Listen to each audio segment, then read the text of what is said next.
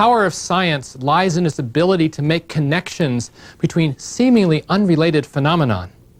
And what could seem more unrelated than the motions of objects at the surface of the earth, the way things fall, the way things fly through the air, compared to the stately motions of planets and stars in the heavens? How astonishing, then, that one set of mathematical laws formulated by Isaac Newton can be used to predict the motions of objects anywhere in the universe. In this lecture, the fifth of our series, I want to tell you about one of the giants in the history of science, Isaac Newton. It would be hard to overstate the influence of Newton on the progress of scientific understanding. He saw the cosmos in an entirely new way, and he changed the way science is done. My principal objective in this lecture is to introduce this remarkable figure and look into detail at his three universal laws of motion. Before I introduce our lead actor, however, I want to briefly review the history of science leading up to Isaac Newton. 5,000 years ago, there was no science, but ancient peoples recognized certain patterns in nature, certain predictable patterns in the position of the sun and the moon and the stars, and also in the way objects fall on the surface of the earth. Carefully oriented monuments like Stonehenge are mute testimony to the skill and the beliefs of these ancient peoples.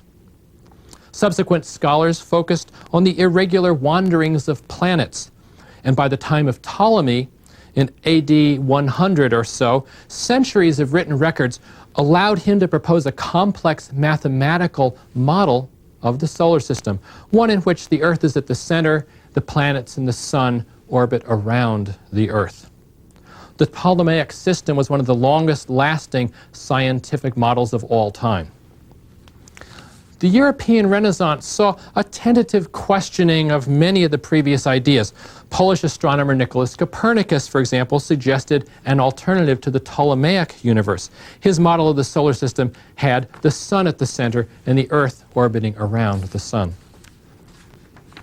What a surprise, then, with these two conflicting models when Tycho Brahe tested both the Copernican and Ptolemaic models and found that neither one of them worked. Both fell short, because neither made accurate predictions about the exact positions of planets. It fell to the mathematician Johannes Kepler, then, to show that the previous assumptions of circular orbits were in error. Indeed, planets orbit around the sun in elliptical orbits, orbits that are slightly elongated from a pure circle.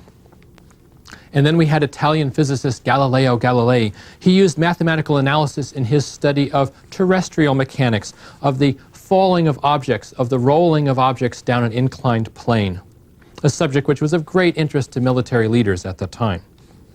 So now we find ourselves in the 1640s. Johannes Kepler has derived the mathematical foundation for describing planetary motions. Galileo has presented empirical mathematical relationships for how objects fall.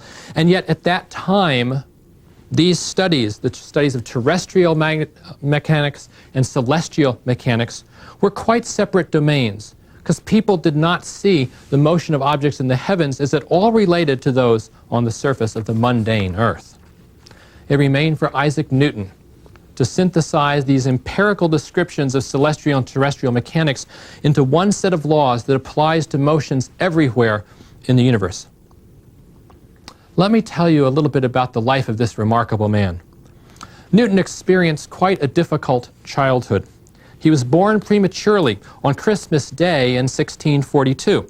That was about 3 months after his father's death.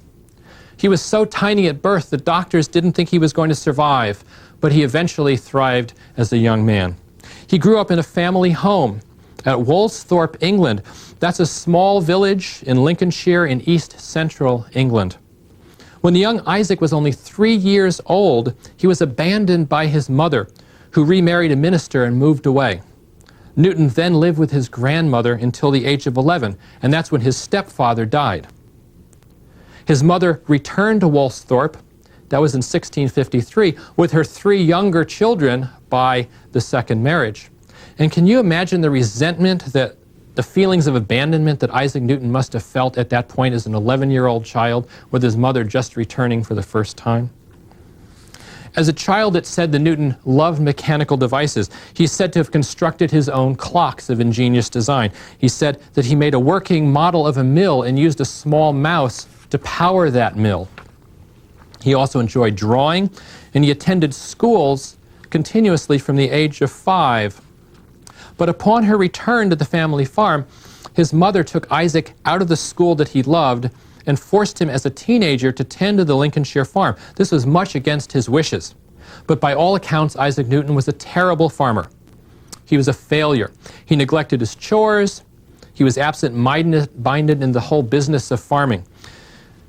As a result, family friends encouraged his mother to let Isaac return to school. And this is a great good fortune for all of us in science, because after additional studies, he was admitted to Trinity College in Cambridge. That was in 1661.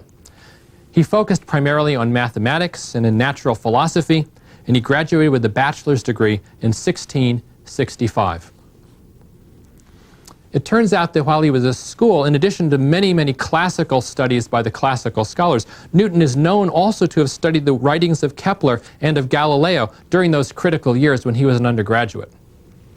And here we come to a critical, pivotal year, 1665. In that year, before he could return to Cambridge for additional studies, the Great Plague struck England. The effects of the bubonic plague in England were devastating, killing perhaps 1 out of every 7 people living in London during those periods. Cambridge University simply closed down. It sent its students home because population centers were most likely to be struck by this devastating disease. So with the university shut down, Newton spent 18 months in the family farm in intense personal study and thought. During that remarkable year and a half, he formulated 4 major contributions to science and mathematics. Any one of these would have assured his place, a lasting place in the history of science. And he did 4 of them in a year and a half. He developed a branch of mathematics now known as integral and differential calculus. He discovered many of the laws of optics, especially relating to the nature of white and colored light. He formulated his 3 universal laws of motion, which I'm going to describe in this lecture. And he derived the universal law of gravitation, and that's the subject of the next lecture.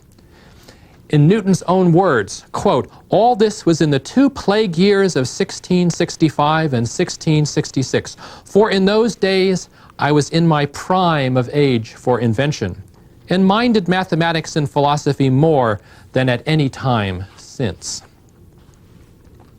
Many of the ideas developed during those years weren't published until more than 20 years later, many of them in Newton's great work, the Principia of 1687. Well, Newton returned to Cambridge University in 1667, and he remained there at Trinity College as an increasingly revered scholar with higher and higher academic positions for the rest of his life. Let me set the stage for Newton's laws of motion. Before trying to understand these laws of motion, it's important to categorize the different kinds of motion. That's the kind of pattern in nature. And here's the scientific method at work. You observe lots and lots of motions, and then you see patterns, and you come up with a hypothesis of the different kinds of motion. That's the first step. Previous scholars had treated planets and moons in circular orbits as being in uniform motion. That was distinct from different kinds of acceleration, such as uniform acceleration, which we saw in the rolling ball experiment. That's the acceleration of falling objects, or the kinds of more rapid and varied acceleration you'd experience, for example, in a roller coaster ride. In formulating his 3 laws of motion, Newton first divided all physical motion into 2 different kinds, 2 categories of motion. But these differed from previous scholars. First of all, he defined uniform motion as movement displayed by objects traveling in one direction at a constant speed, or the special case of an object at rest. So if an object's just sitting there on a table, if it just sits there and stays still, it's in uniform motion. That's uniform motion. Also uniform motion would involve taking an object, moving in a straight line at constant speed. And as long as you move in a straight line at constant speed, you're in uniform motion. To Newton, every other kind of motion imaginable is called acceleration. Now, this is in contrast to previous scholars who considered the circular orbit of planets as a kind of uniform motion. When an object moves like this, in a perfect circle at constant speed, previous scholars had said, that's uniform motion, but not to Newton. He said orbital motion is a kind of acceleration because it incorporates a change in direction. And remember his definition, any change in direction, any change in speed, that's acceleration. Now remember, acceleration in Newton's definition includes both speeding up and also slowing down. So when you put the brakes on your car, according to Isaac Newton, you're actually accelerating. It's a negative acceleration, if you will. The easiest way to treat this concept mathematically is with something called a vector. In a vector in mathematics, you define both a direction and a speed. And this can be represented like a little arrow, where the arrow points in the direction and the length of the arrow corresponds to the speed. This distinction between uniform motion and acceleration was a critical advance of Isaac Newton. It was a great insight. It allowed him to formulate his three laws of motion, which prior to that time could not have been formulated. So let's go on now to Newton's first law of motion. It states, quote, every body continues in its state of rest or of uniform motion in a straight line unless it is compelled to change that state by forces impressed upon it. In other words, you can observe three distinct types of behavior. An object can move at a constant speed, in a constant direction, varying in neither speed or direction as it goes along. In real life, we almost never see this kind of motion because there are forces all around us. You'd have to go to extremely deep space, far away from any stars or planets, to get a sense of this kind of uniform motion. But an object moving in deep space would approximate uniform motion of that sort. You can also have an object standing still. That's a kind of uniform motion. And when an object stands still, it's not changing its velocity, it's not changing its direction, but it's the special case where that vector is just a point. And then you can have an object that accelerates under the influence of a net force, and that's the key point in Newton's first law of motion. You can change the speed, or you can change the direction, or you can change both under the influence of a force. And here's the breakthrough. Newton's first law defines force. It provides an operational definition of force. It's the phenomenon which causes an object to accelerate. Anytime an object accelerates, anytime anything interesting happens in the world around you, you might say, there has to be a force involved. This law, however, does not identify any specific force. In the coming lectures, we're going to learn about several different forces, gravity and electricity and magnetism and so forth. But Newton doesn't say anything about those in his first law. He just says if an object accelerates, there has to be a force involved. Newton recognized that moving objects near the Earth's surface experience the force of friction, and so they slow down. That's why you seldom see anything approaching non-zero uniform motion in nature, because as soon as a ball starts rolling along the ground, friction causes it to slow down. That's the force that causes the deceleration, a negative acceleration, if you will.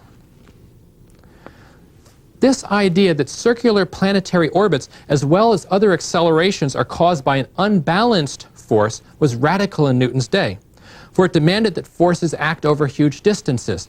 After all, if a planet is going to orbit the sun, if the moon is going to orbit the Earth, then somehow forces have to be causing these accelerations, the change in direction. But Newton said, if you have an object moving around in a circular path, there clearly is a force acting on it, because if I let go of this ball right now, a thing that would be sort of dangerous to do, it would fly off in a straight line. There has to be a force keeping it going in a circular path. That's a key idea related to Newton's first law of motion. Now to Newton's second law of motion. This defines the exact mathematical relationship among three measurable quantities: force, mass, and acceleration. And he says, quote, the acceleration produced on a body by a force is proportional to the magnitude of the force and inversely proportional to the mass of the object. This law can be expressed as an equation. Force equals mass times acceleration. because mass is measured in kilograms and acceleration is measured in meters per second, that's in the modern system of units, the unit of force is a kilogram meter per second squared. This is called the Newton. That is the force that's required to accelerate a 1 kilogram mass by 1 meter per second squared. This isn't a very intuitive unit, the Newton. What is a Newton? So to give you a better sense, this is the force exerted by gravity on an object about the size of a lime. That's the one thing in a grocery store I could find that seemed to be just about the right size. Another way of thinking about it, this may be an easier one, is a Newton is equal to the weight of about 7 fig newtons. So if you can remember, 7 fig newtons is equal to 1 newton of force. That's the force you have to exert to pick up those 7 fig newtons. So if that helps you remember it, fine. Now, as you have more and more mass, you have to exert more force, more newtons. I'm probably exerting about 30 newtons right now, or maybe 50 newtons. A 22-pound mass would require 100 newtons to lift, and so forth, to counter the force of gravity that's pulling down on it. And we'll talk more about gravity in the next lecture. That's one of the common forces around us. This exact relationship, force equals mass times acceleration, enables us to calculate the force required, for example, to hit a 500-foot home run, or to lift the space shuttle into orbit.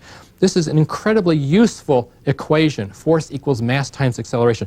Let's work a couple of examples just to show the power of this simple equation to solve everyday problems. I want to emphasize, I don't see mathematics as being the central role in this lecture series. But I think it's very important right from the start to recognize the power of mathematics in quantifying the natural world. We don't just talk qualitatively about forces and acceleration and masses.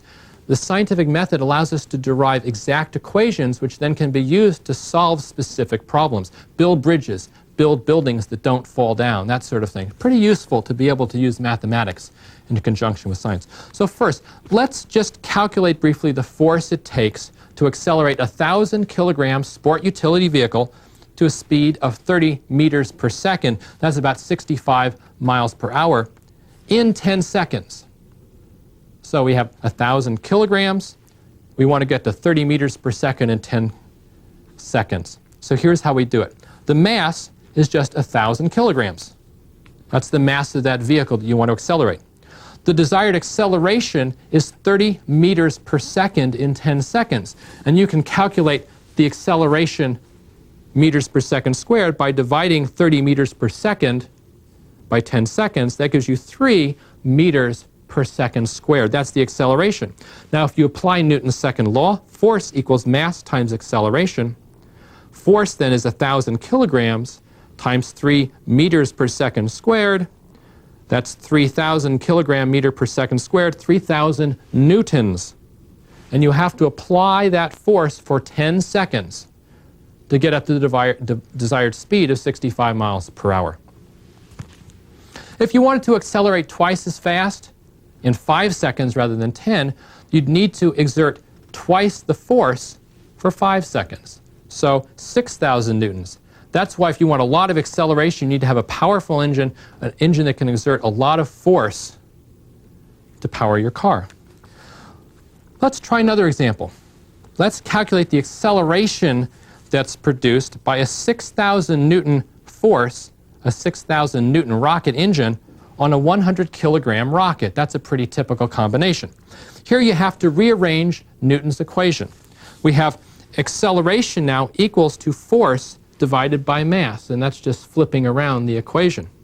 So we have acceleration is equal to 6,000 newtons divided by 100 kilograms, and that gives us an acceleration of 60 meters per second squared.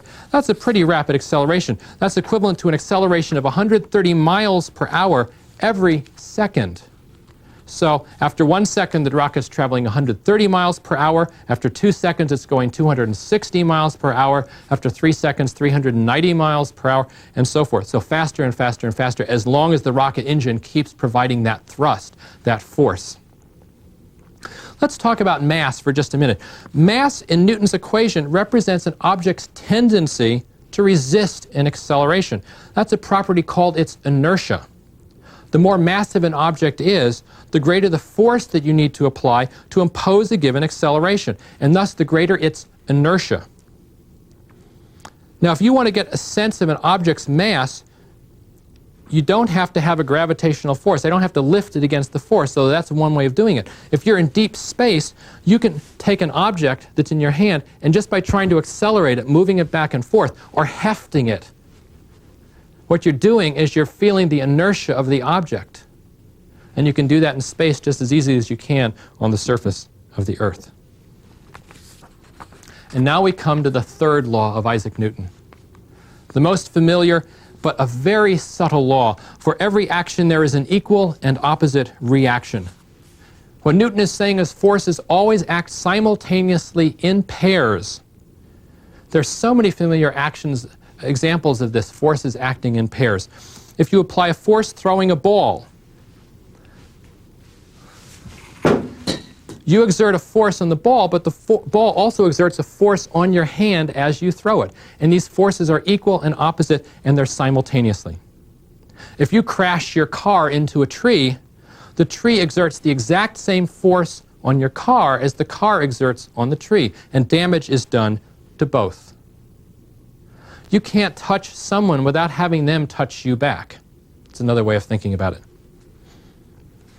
You can see other examples of this, the simultaneity of forces acting in pairs. The famous example of Newton's cradle.